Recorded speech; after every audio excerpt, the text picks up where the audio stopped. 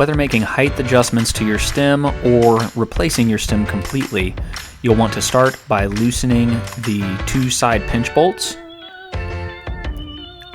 Once those are loosened completely, you'll loosen the top cap compression plug and remove it from the steer tube. Once you've removed that, if there are any spacers on the top of your stem, take those off as well.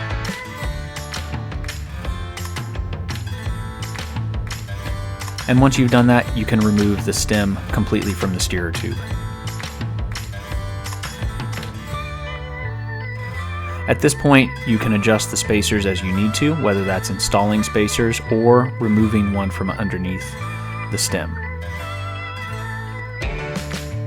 Once you have the proper stack height of spacers that you're looking for, reinstall the stem.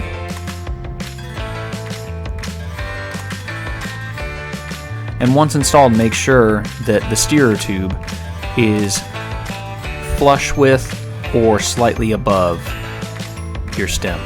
This keeps your stem from cracking your steerer tube. Some manufacturers do have different expectations or requirements on this, so it would be wise to check with your bicycle manufacturer's specifications.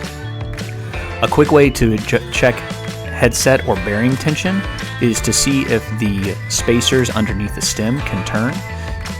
You want to get it to the point where they just stop turning as you apply light pressure to the stem bolt. Once you're at that point, align your stem with the front tire and then alternate tightening the pinch bolts on the side of the stem. Double check the torque on your stem, and you can either use the provided torque key or a torque wrench.